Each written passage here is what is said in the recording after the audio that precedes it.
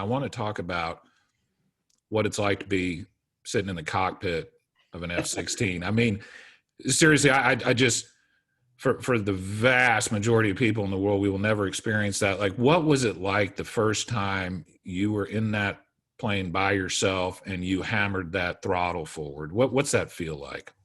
So I will say this, and hopefully there's no A-10 drivers that get their feelings hurt, but because that's a super slow plane. Right? So when I went to pilot training, man, like I was saying, my old man was an OB-10, a FAC-A, close air support pilot, and I was like, I want to fly the A-10, right? That's what I want to do. And then in pilot training, a warthog, I think they used to call it, right? That's exactly right. The second stage of pilot training is you go to T-38. So if you're going to go fly fighters, and the first time I lit the afterburner on a fighter jet, it was a small fighter, right? Not an F-16, just a T-38. I'm getting butterflies in my stomach right now. They can keep the A-10, man. I want something that goes fast.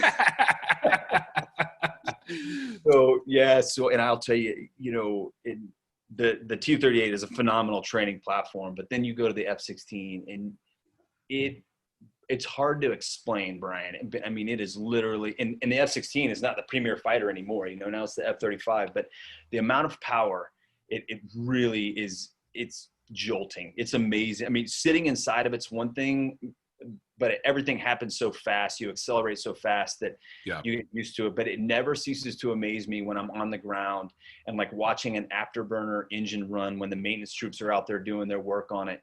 And it like shakes the breath out of your chest. It's an insane, it's almost euphoric. It's amazing. I love it. I try to fly twice a week, as much as I can. It is honestly, I don't know. I'm living my boyhood dream is the bottom line, man. I could not have, I'm lucky. I'm extremely lucky.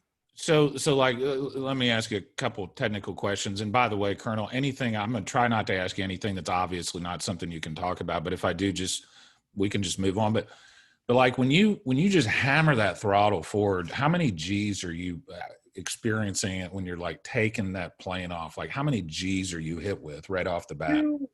You don't get a lot of G. I mean, it's accelerating. It's like accelerating on a roller coaster, right? Okay. So think of one of those roller coasters that has that straight shot. That's what it feels like. So it's this lateral G, and it's not, other than pinning you back in the seat like in a fast race car or whatever. That's about what it is. It's the performance of the aircraft is really not until you're in the air, and that's when, and of course, the faster you get to a point, then the more performance the aircraft has. And so the F-16 is a 9G capable aircraft. And so, if you think of your brain, how much your nugget weighs, 25 pounds. So now you multiply that times 9, if you're not in the right body position or whatever, next thing you know, you're looking down at your toes type deal. But it's an amazing feeling. I mean, it is very taxing on the body initially, but it's like anything, your body gets used to it. What is, no, that's okay. So Colonel, when you're talking about taking off, that's more of a lateral force, but when we're talking about G's, that's the force of gravity interacting with the pilot's body. So 9 G's, does that mean kind of mathematically 9 times normal gravity, or is it exponential? Yeah. Okay. So basically your entire body is being pressed on, or there's forces interacting on your body in that plane that can knock you out essentially, right? Yeah, absolutely. It's called a G-induced loss of consciousness. And so, not to say a mouthful, we just call it a G-lock.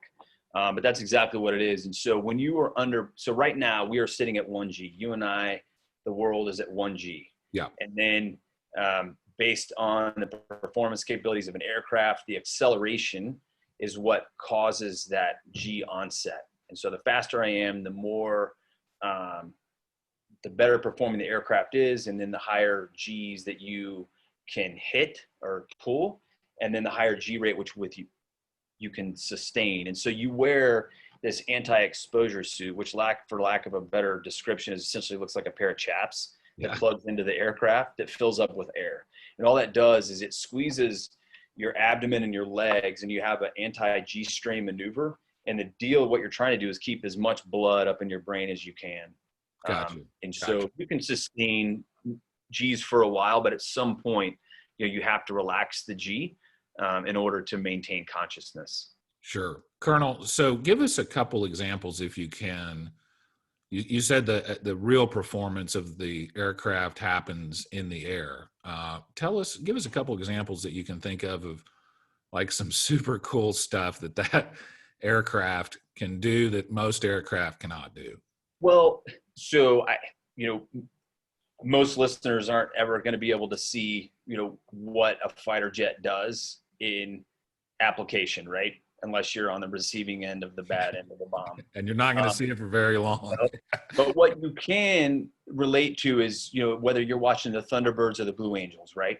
There you go. And so that is probably the best descriptor that you can use. And so that's really, what those teams are doing is demonstrating the power of these fighter aircraft, right? So for the United States Air Force Thunderbirds, it's the F-16. For the Blue Angels, it's the F-18. And then the different fighter platforms have these single ship demonstrations that'll go out. But that's really, and so, what I like to say, the Thunderbirds do a loop on takeoff.